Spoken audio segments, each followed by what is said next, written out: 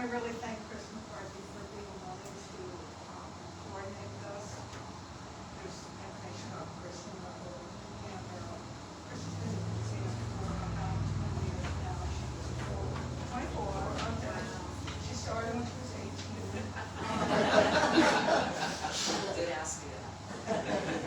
So she's doubled the facility, and that's not the end by any means. I guess it's like 5 or 6 times the amount of objects the museum has. We couldn't tip into the collection. Um, 5,500 objects. So we're just really happy to have her. Most of you know Mark, who's here. He's a teaching fellow at the museum, and everybody kind of knows all things are So, also in the audience we have Andrea Petito, who's working on the stairs, and Steve Bowersock is also part of this show. And Steve has a gallery in Provincetown, and he's obviously also a member of the Provincetown Art Association. So thank you all. If you have questions, there you go. Okay, so I guess I'll start.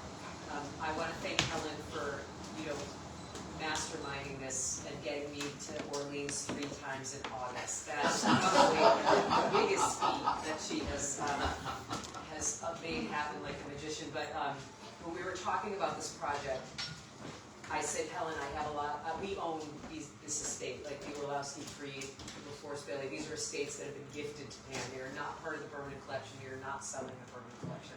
So the Freed Orlowski estate has thousands of artworks in it, and I can tell you that many of these things have been sitting in bins for a decade, and the fact that I'm looking at them out and they're so beautiful, and Helen has sold so many of them, and I'm so happy that they're finding new homes. But my favorite thing is when I came in and laid the show out, which looks nothing like this because she sold so many pieces. I said, Helen, what do you think? And she said, this is very outside my comfort zone. And I now Helen is the master of selling abstract art, so she's now very much in her comfort zone. So we've converted her, and she's converting, I think, a lot of her clients into looking at abstract art. And one of the things I always like to do is pair abstracts, things that are abstract next to things that are not. And for those of you who are not familiar with the history of the Provincetown Art Association, it was founded in 1914 by Charles. It was founded in 1899 is when Charles Hawthorne came to Provincetown, and he was one of the founders of the Art Association. Hawthorne studied with William Merritt Chase. The work that he was painting was primarily portraiture. It was works that were in the more traditional style, in plein air, painting out of doors.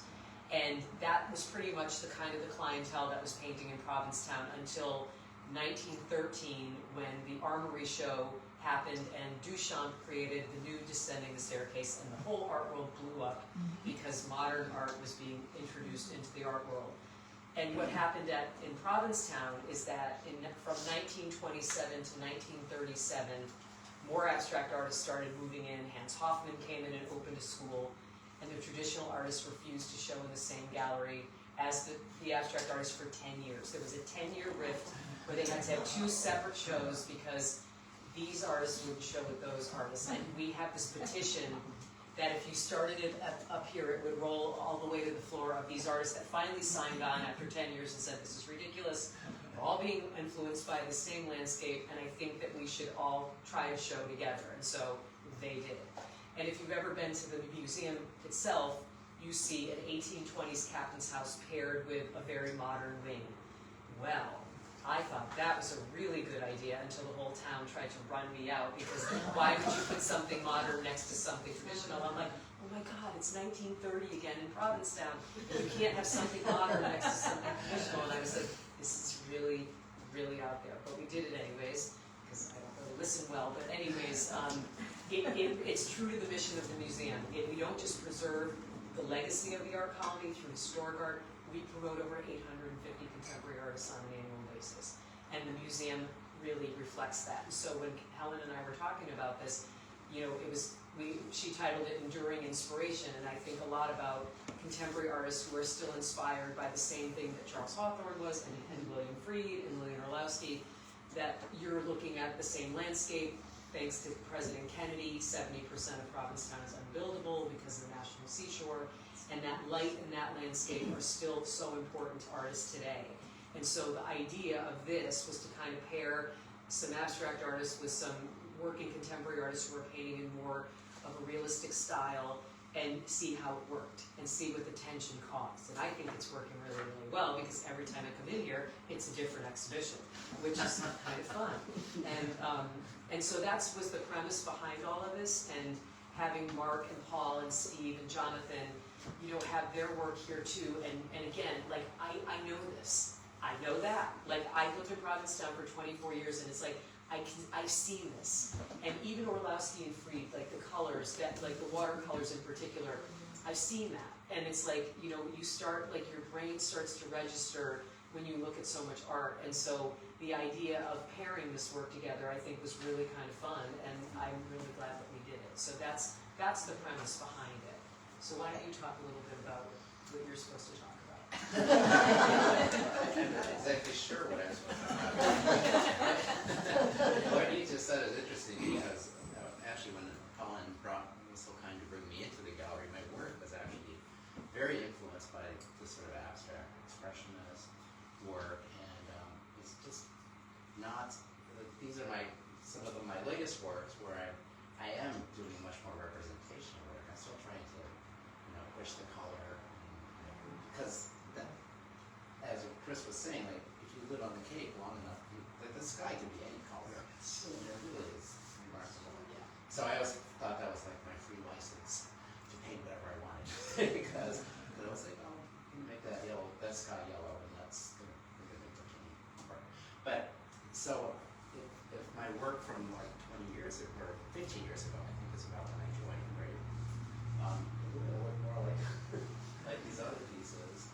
And so it's interesting that this premise is to show these abstract but more traditional, and that's something I might find was right for that, because that these less abstract works. And to your point, Mark, we've seen, there are a lot of artists that are kind of referred to as bridge artists who started out in a traditional, more representational style and moved to an abstract style, like Carl Knatz and Ross Moffat, like some of the kind of more well-known artists in Provincetown. They definitely changed stylistically with what was happening in the art world. And I think for a lot of artists, it's okay to try new things. It's okay to take risks. It's okay to do something that's out of your comfort zone. And I think that's truly important for, you know, a lot of artists, because you're taking a risk by being an artist, number one, and having your real job actually be an artist. And I think that, you know, am I right? Am I right? Yeah. Right. Paul is a great. Right. Go ahead, you're There we go. Well, I feel that I'm happy and thankful to be here in this environment where they celebrate all different kinds of artwork. You know, there are places like up in Gloucester, it's an art community, but it seems like it's more traditional. Everything's traditional. Here in Provincetown, there really is a variety, an acceptance of different styles, which is nice. Even though I'm more traditional, I identify more with Charles Hawthorne and Abraham Dickinson and that kind of work more than Cape Cod School, colorful and abstract work. But I enjoy the fact that it is here. If everyone did the same kind of work, it would be pretty boring. So I have to say, like, I see some of the work you've done lately, it does feel colorful and abstract in a way that, yeah, it's very much connected to this. well, yeah, well, all that. It's nice to be surrounded by all these things, and that everything will have influence on your work at some point. Yeah. And think about, there's so many of the artists that came to Provincetown that were in Paris, and they were influenced by the French painters. Like, we have an abstract artist up right now, and there's an homage to Cézanne, a painting that she did in the 50s, because she had just been in Paris. And so there's a lot of European influence on these artists as well. And, you know, the Hoffman School in particular, Hoffman was in Berkeley, California, then he had a school in New York, and then he opened a school in Provincetown in 1935. So there were so many students that came to study with him. I think by 1906, there were 6 schools of art in Provincetown. So it's always been a destination for learning, and on all levels too, not just, you know, the Hawthorne School or plein air painting. There were studios where you were painting inside a studio, and these artists, you know, were teaching all types of traditions. So I think the idea of Provincetown as an educational destination has always been one of the traditions that we all try to carry on. Yeah. And in fact, I wouldn't be a painter, I don't think, except for the fact that there was so much opportunity to learn from amazing artists who they're so willing to share their knowledge, and and just between the Art Association, the Fine Arts Work Center and its summer program, and Castle Hill and Truro, all up the Cape. I mean, there's so many places and great artists who are actually good teachers. Because not all good artists are good teachers. I don't know if you're familiar with across from the Provincetown Art Association Museum, there's a club started over 100 years ago, the Beachcomber Club. Some secret, all that secrets out. So it's mostly artists and creative people. Started Charles Hawthorne, those original people. But there's, I don't know, I heard rumors that like in the 20s and 30s there was like fist fights in there between the realists and expressionists. They're at odds with each other. On a Saturday night, you can still maybe hear a little of that raucous. You can still hear some of that now. And it's funny because the Beachcombers Club is primarily a men's club.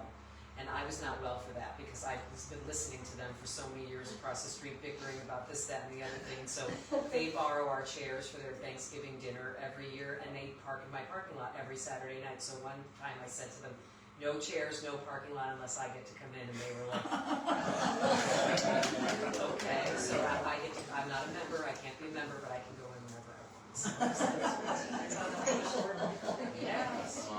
Small steps. And we did do a big beachcomber show years ago. It's an interesting club. And at the Mary Heaton Forest House, which is 2 doors down from PAAM, there's actually a beachcomber show that's, I think, ending this weekend. That's up there now. Of all different beachcombers art that's in there. The club is a little, be careful where you step, that's all I tell you. Yeah, Paul was kind enough to invite me to a dinner there once. Interesting. It was eye-opening. The story that it was basically, like, it was just an excuse for these men to get together and get away from their wives. That's why I wanted to go. I just don't tell her.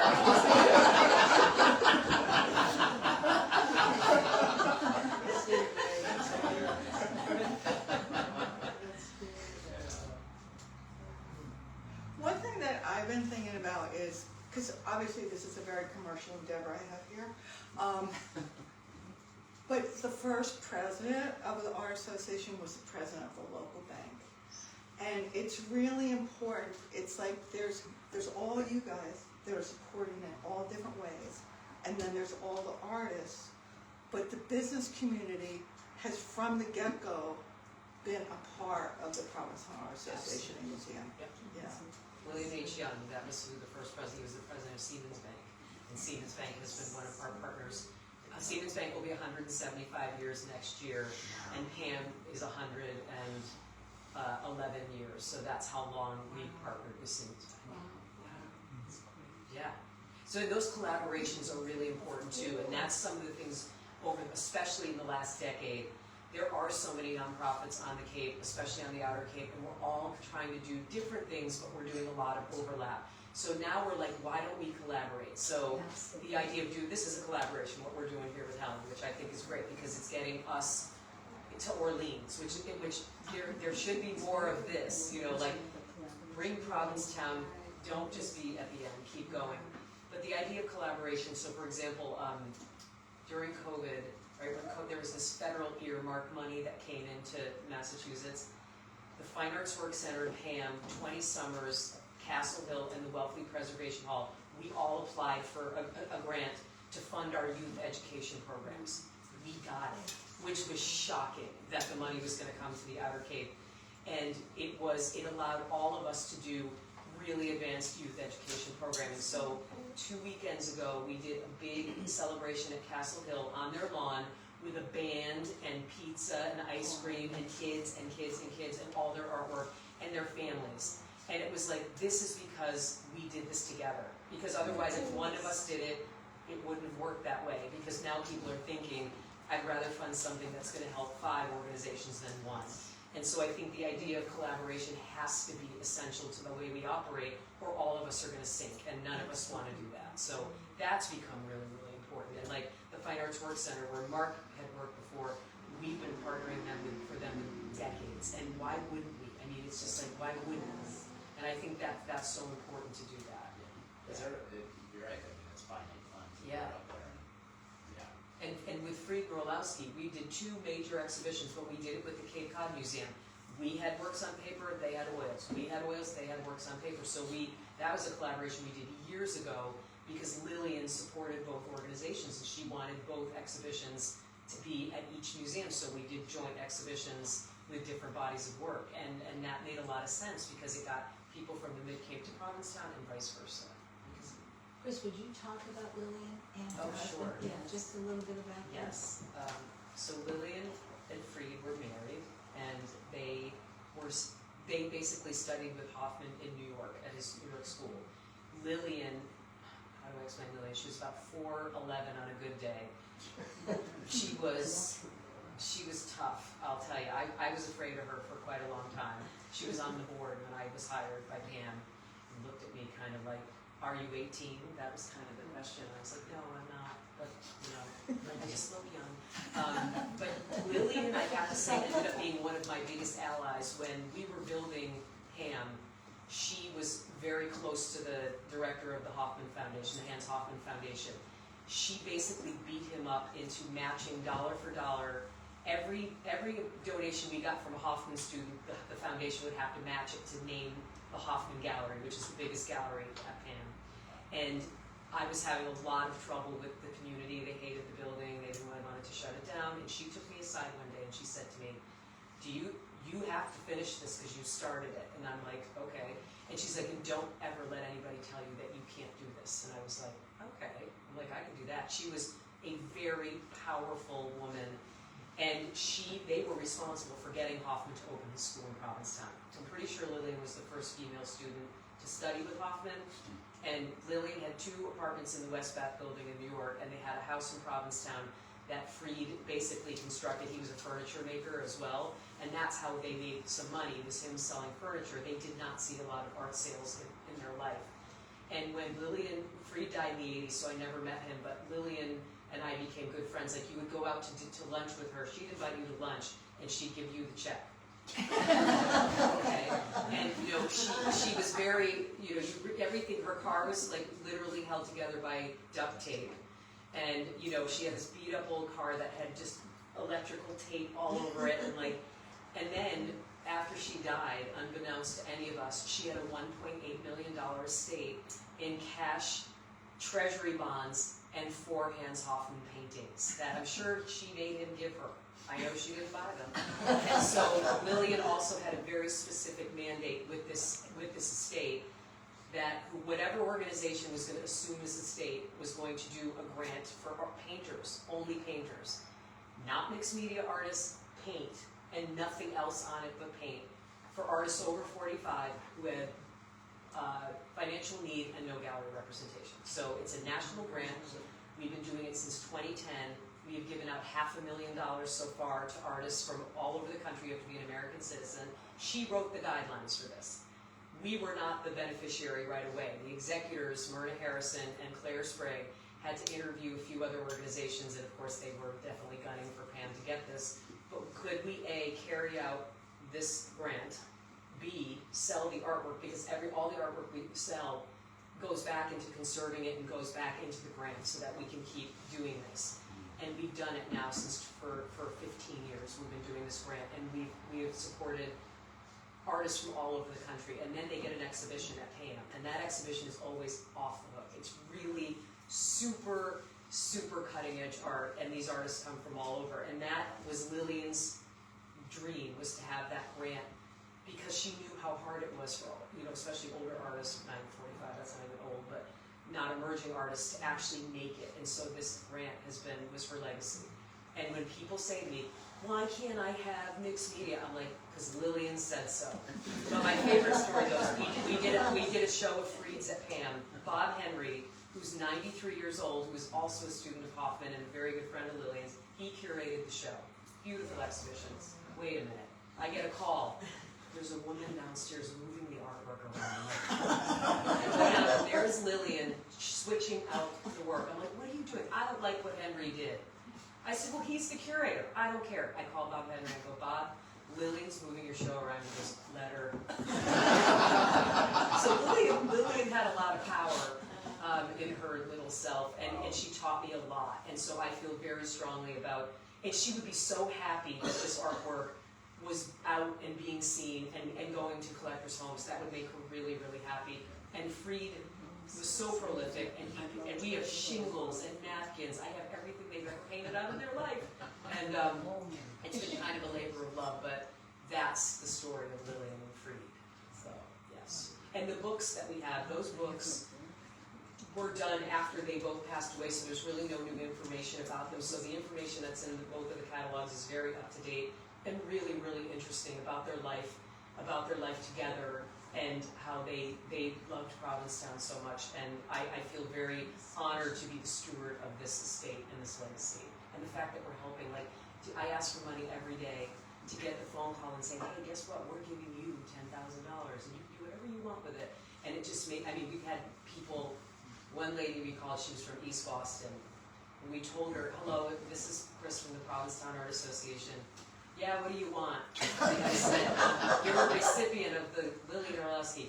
I got a few expletives, and she thought I was crank calling her, and I'm like, no, really, you applied for this grant, and you got it, and then there was a bunch of holy this, that, and the others, and she started to cry, like, you know, there have been people that have, their careers have been changed because of this grant, and that's all because of Lillian. This was her brainchild, so that's Lillian. Yeah. How do you get the word out for that? We advertise for it, a lot of. I've seen it, obviously. Yeah, and it's become now, it's been, all the art papers and publications advertise it when the deadline is usually around April 1st.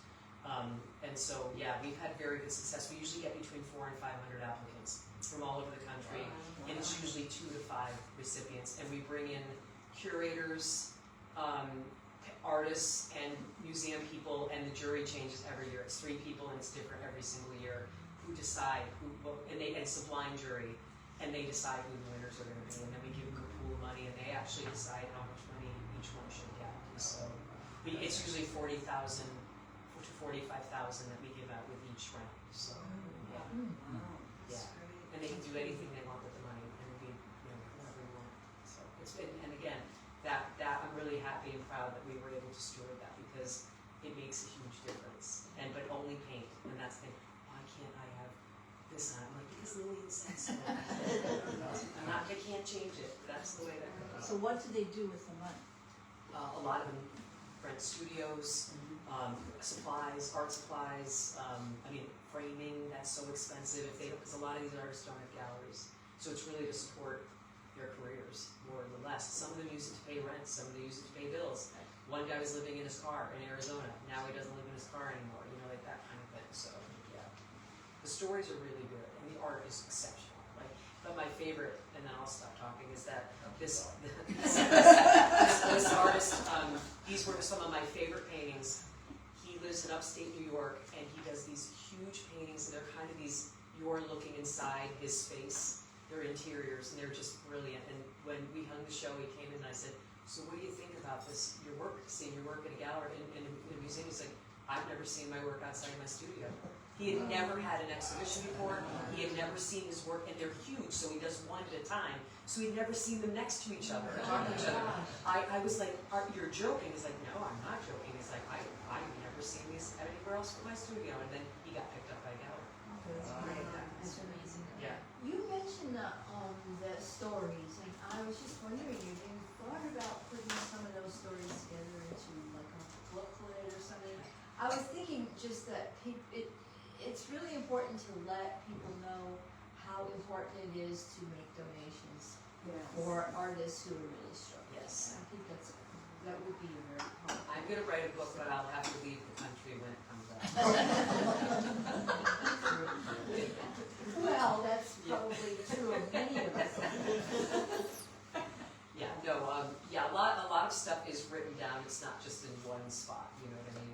There's a lot of testimonials about the grant that we ask the artists for testimonials, so we've compiled a lot of those, and we have a lot of feedback from the grant.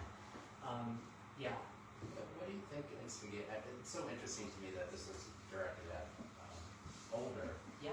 artists, because that's not, Yeah. I mean, you pass a certain freshness date, and it's like everyone wants, what's the new hot new thing? Yeah, I think Lillian What- thought emerging artists got too much play, and she was looking for a demographic that didn't. And I think she was very aware of that, because probably herself at 45 years old was struggling, and I think that's part of it.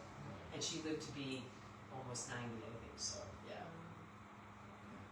Yeah, it is amazing though, like I've never seen a show that was like, it was never movies per draw.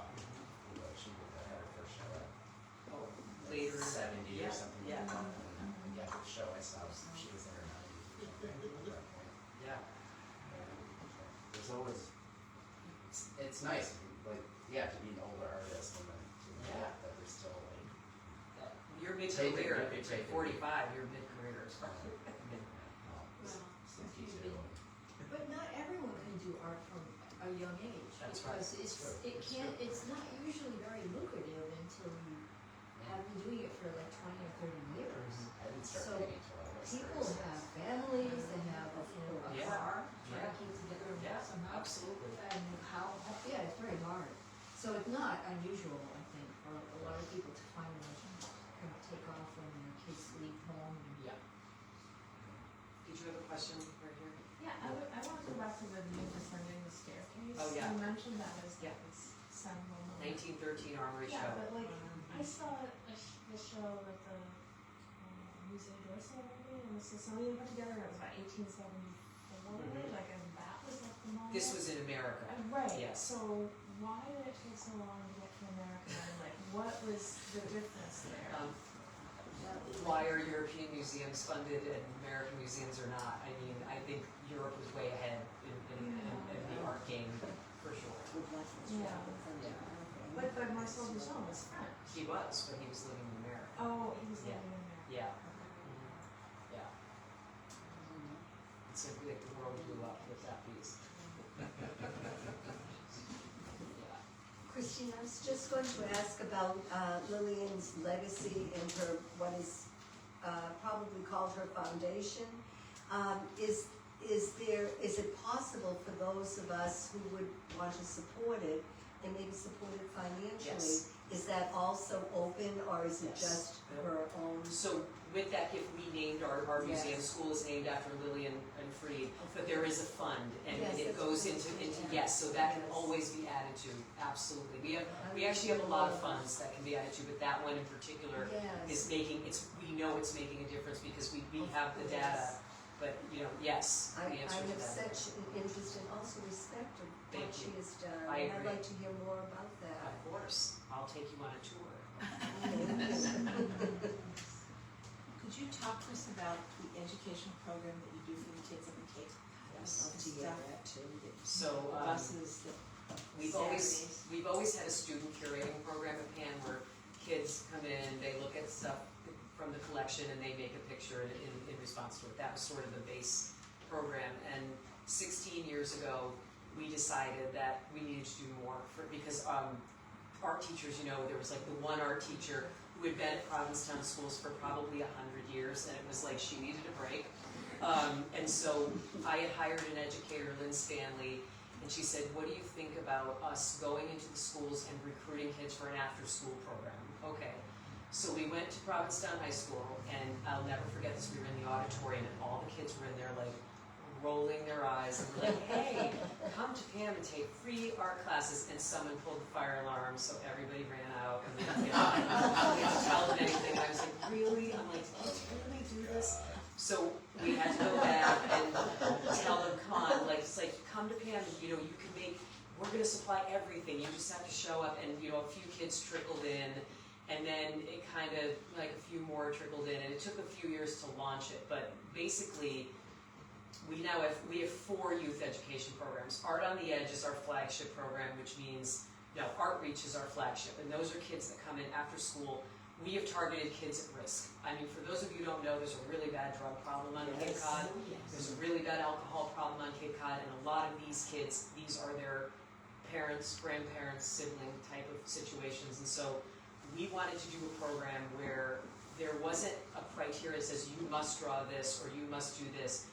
Here's the project, do it any way you want. If you want to draw it, if you want to paint it, if you want to write about it, if you want to make a magazine or a zine, they call it, whatever you want. And we get visiting artists to rotate and be the mentors. And so we found that this program was kind of taking off, and again, we supplied food, transportation. Now that's the key, because we didn't do that in the beginning. And kids would have to carpool or get dropped off, and they're like, the parents are working or they can't get them there. And so we figured out over a few years, how are we going to make this actually really impactful? This was one of the things. There was a kid, his grandfather was the janitor at Nappy's restaurant forever.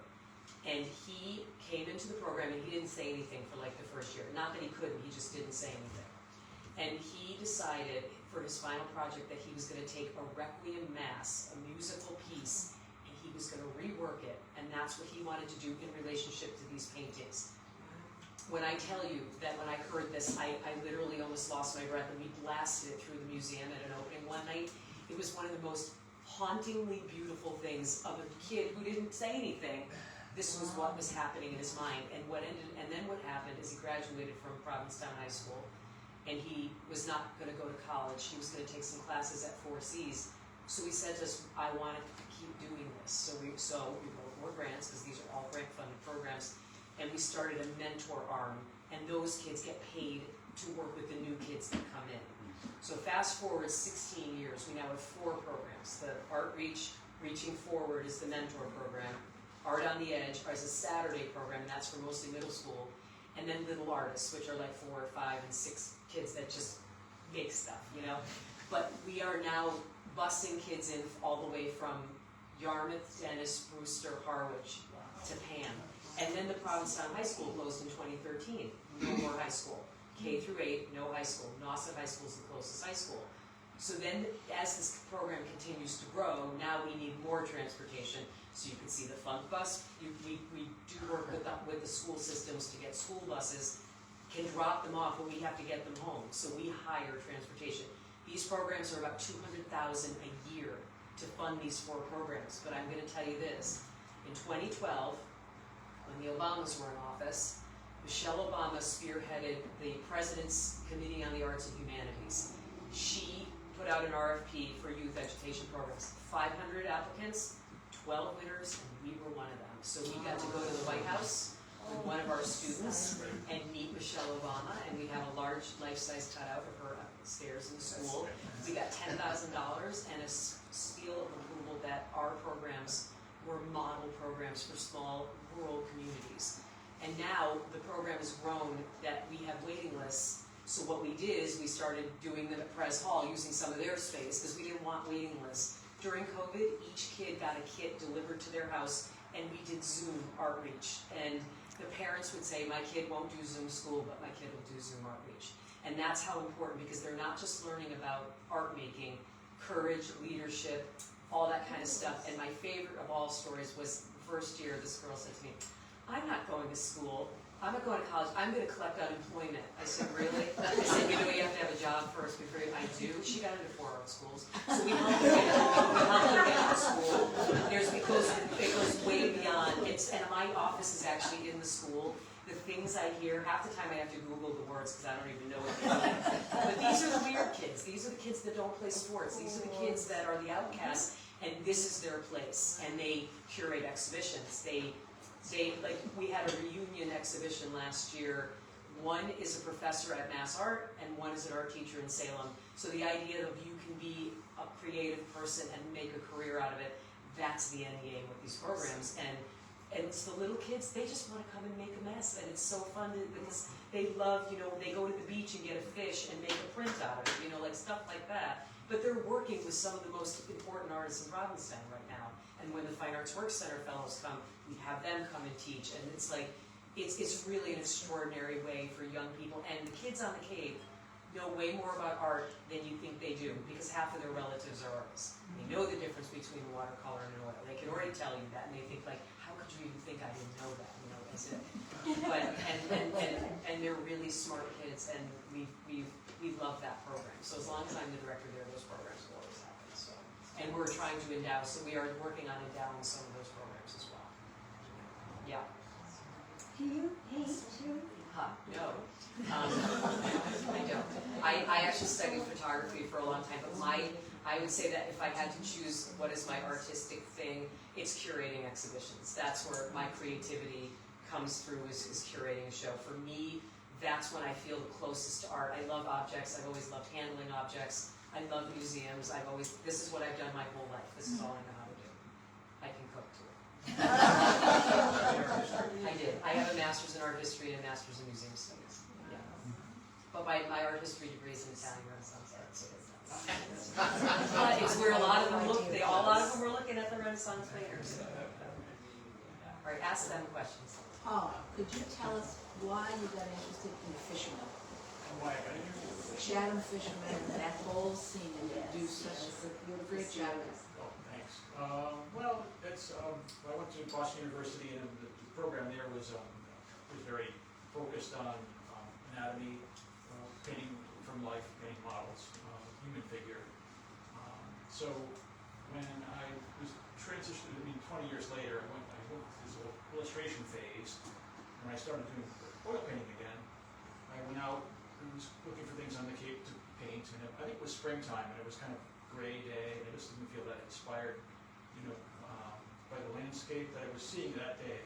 But I stopped at the fish pier to take a look, and I saw the architecture of the boats, and the outfits they were wearing, the colors, the perspective of looking down from the vantage point you have on the observation deck. And I thought, I enjoy painting human form, the people, and here's people doing something interesting. The colors and the activity is just was fascinating. It's not like I'm a big fisherman. I have fished, but I found it kind of interesting that how what they're doing is so completely different from what I do. Yet at the same time, it's this similar occupation in that they're doing something that goes back centuries, they're struggling to make it to continue this way of work. And similar oil painting, like who goes into oil painting and expects to make a living? That's it goes back centuries too. So we have that in common. So it's mostly about studying the local people and observing and being able to paint people the way I want to. If I was somewhere else, maybe I would paint a different subject matter. That's great.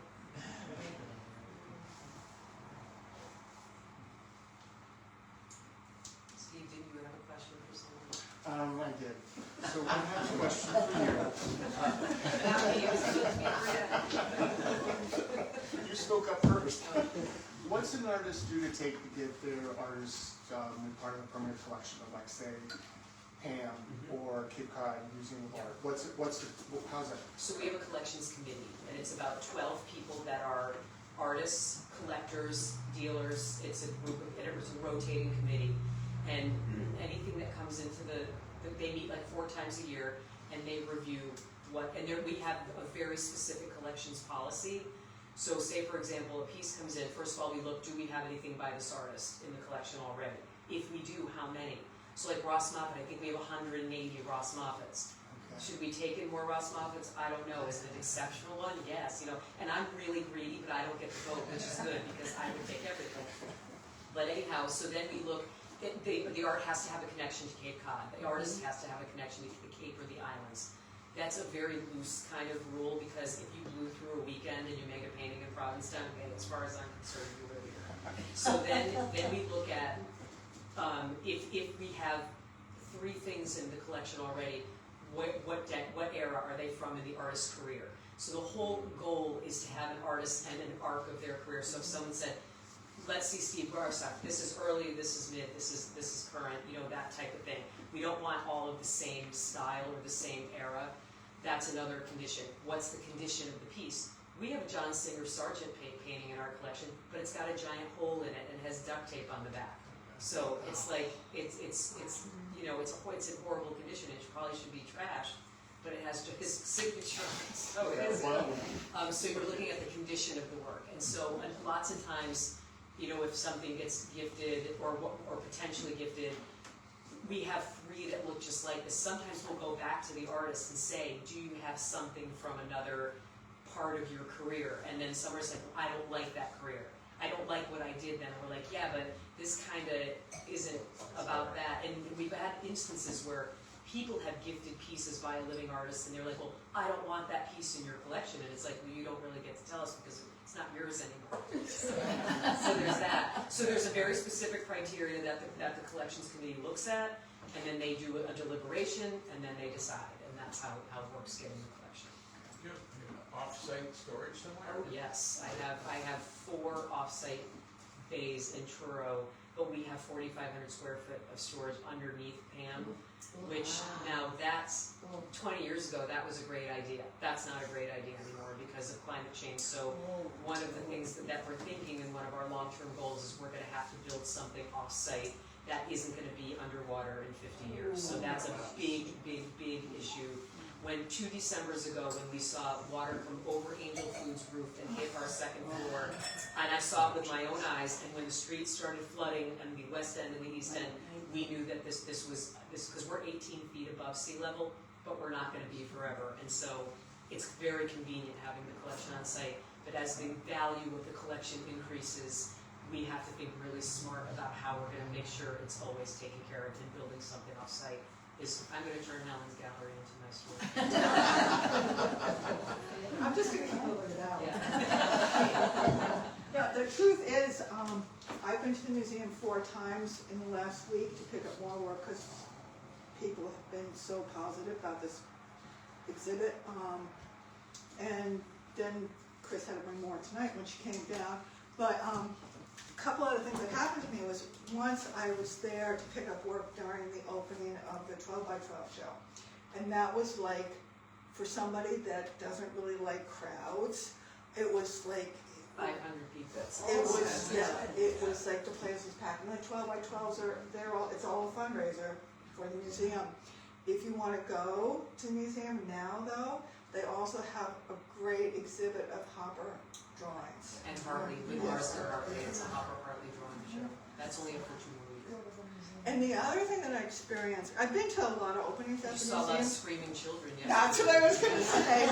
I'm not a big, driver or, a lot of kids making a lot of noise around them. It's not really okay. See, I'm overcoming, so really get her. Really get her. So I have to go on, a day, supposedly off. And Chris is always like, no, I have a spot for you in the back. You can just park in the back, right? I pull in, and there's all these, they're cars like this. They're all parked like this, and there's all parents and grandparents. We're just going to be here 5 more minutes to wait for And our I'm carrying kids. paintings out, and I can't get to the car. It's a zoo there all the time. But it was really exciting because the kids were so happy coming out of school. It was, is, and you it's could the see the most whole family heartwarming thing thing. ever. And it's like being involved in this, you talk about the kids and stuff. Also, one thing that's happened with me with selling the work, people have come in and bought the work that know more about the era than I do, okay? That's brings a lot. But this woman came in and she already had all the catalogs and she had this and she had that. And she ended up picking up one of Lillian's paintings and one of William's paintings, and they were both good-sized paintings. And she was in tears because people that understand the era and how important it was to actually be able to see the work, to actually support the museum, to actually be able to take it home. You know, yes. It's like a little bit up from the museum store, you know. There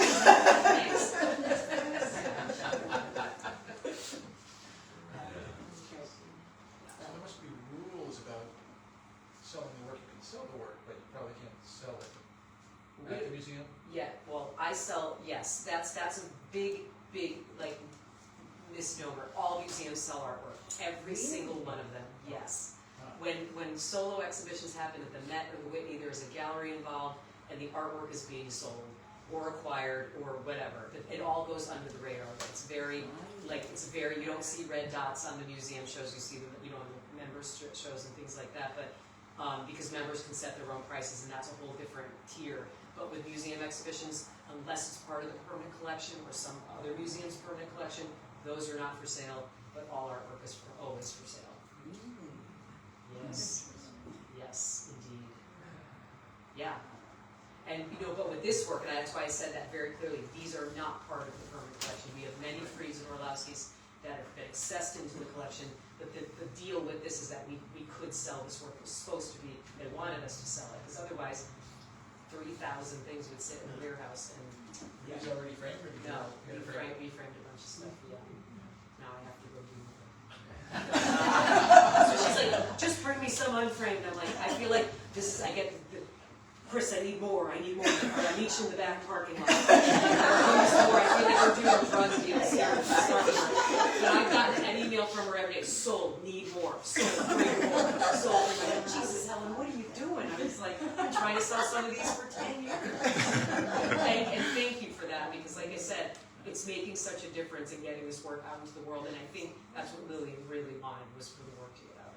And obviously, it's all you people that are doing it, but I think when Chris was talking a little bit about, like, we have the climate change thing, and we have to have a facility for that, and we're busing kids in from Yarmouth.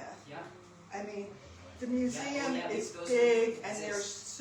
they're serving a larger geographic area than just Truro, Wellfleet, and Provincetown. Absolutely. And it's time for more to happen for them to serve. And I will more say people. that the youth education programs are our most racially diverse programs. We have children of Jamaican families, children of Mexican families. The working families are sending their kids to PAAM after school.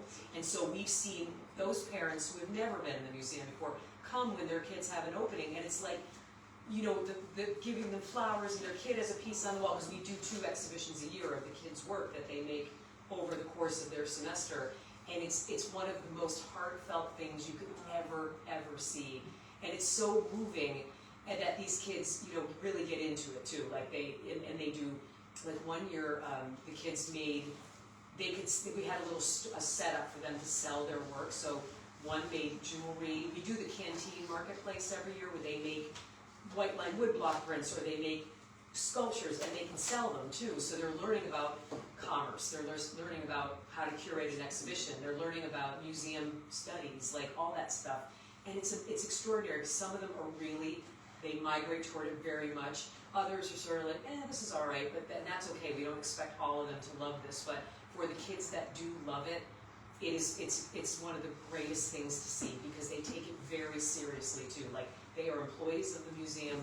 They are very, very excited about their place and their job, and that's really an extraordinary thing to see and watch. And we have great instructors too. Our educators are fantastic. And so for Earth Week this year, Earth Day happened to fall over April vacation, so we decided to collaborate with the Center for Coastal Studies, some environmental something group that was somewhere on the Cape, helping our women. And so the kids went to the beach, they picked up all this marine debris, and they made birds out of them. So they made cormorants, they made terns, they made birds I've never heard of before, and they made these, and they were on display at the New East Ham Helping Our Women office. And we displayed them all over. These were so good, and it was one whole week that they got to do these. They were working paper mache and other media, but what they made was so unbelievable, all from stuff they found on the beach that was trash. And so, recycling things too, and we're a green building too. PAAM is the first green art museum in the entire country, like a fully green art museum. So that kind of greening and recycling is a very important piece, and they learn all about that too, and then they take it very seriously. So that was a fantastic project. So they're doing new stuff all the time, which is great, and it's not the same old thing. It just depends on what the group of kids, because they kind of dictate what they want to do and who their teacher is. Are you thinking of moving PAAM, in addition to Provincetown, further into one of the things we thought about is if we're gonna build like a space, if anybody's ever been to the Cape Ann Museum before in Gloucester, so Cape Ann is not unsimilar to us, especially where they're located, and they have a historic building, but they were gifted like a very green lawn, a beautiful green lawn with a historic house on it. So they turned the historic house kind of into like a residence that they built. We talk about building envy. They built a storage facility that had massive underground storage, but it was a mixed-use space. So the building that you went into was like a big raw space that you could do exhibitions, you could have events. So my whole thing is I hate food and drink around artwork because too many bad things happen. So they can do massive dinners in this raw space, and you can go see the exhibition and there's no worry about anything getting ruined.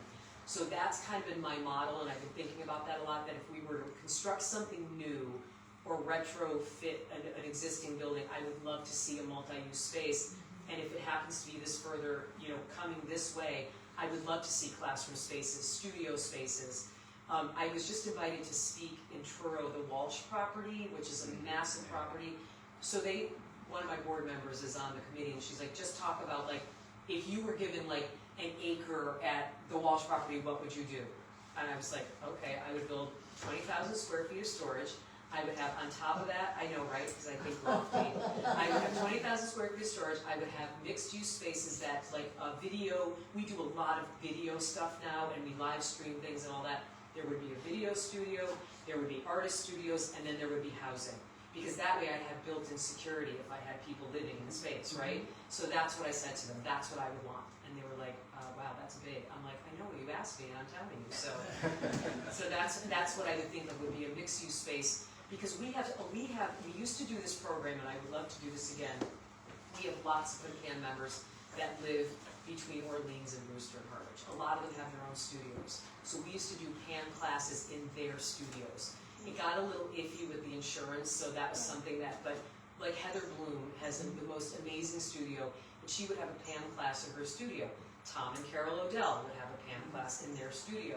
And so you wouldn't have to drive to Provincetown, because driving to Provincetown in August is really a horrible thing to have to do. And so that's something that I would love to see. But we were kind of doing like these, where you focus groups. So if we had a PAAM class in Dennis, would you take it? And people from the Mid-Cape were like, absolutely.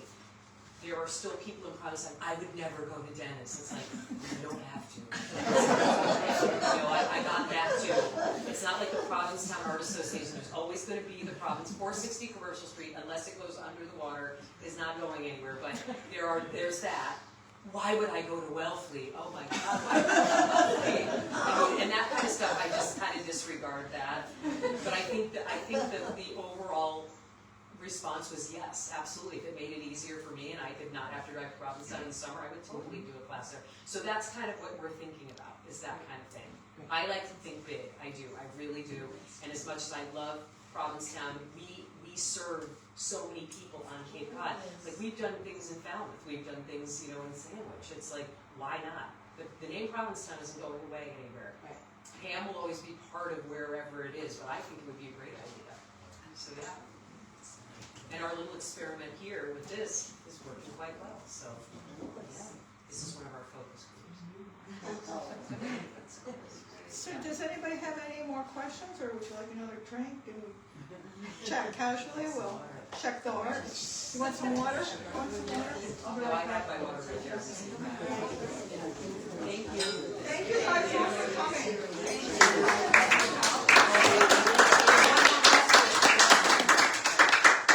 How would someone approach you to look at other works that you have available for sale at your museum? You'd make an appointment with me, and I would tell you to wait till after the season, and we could go take a little field trip. So yes, that's possibilities for sure.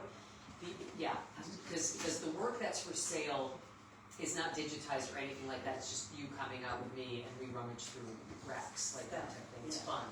It's dirty, but it's fun. And the other project I just have to say that we are actually doing is our permanent collection. Hopefully by this time next year, even earlier, the entire collection will be completely digitized. So it's searchable, so that anybody can search our collection and look at it online and make it accessible to everybody. And so we got big grants for that. And we've been working on that for several years now, and that is gonna be a big step. I just keep adding more things to the collection, but that's all right. So that's another resource that we'll have available to us. But you pretty much know what you want to deaccession. Well, deaccession is one thing. None of these are accessioned at all. Oh. These are all just in a warehouse available for sale. Oh, I see. Yeah. How much for the John Singer Sargent with a hole? You can take that. No. That's actually in my office right now. I look at it every day. I'm like, what am I going to do with this thing? See some sort of it, but I highly doubt it. Maybe I'll cut his face out even more. You can get your picture taken in a sergeant for charity. No, I'm kidding. I'm kidding. Are there records of what the missing part is? Well, it's got to be written down in front of it. So Okay, so it's complete. it is complete. It's just got like 3 tears.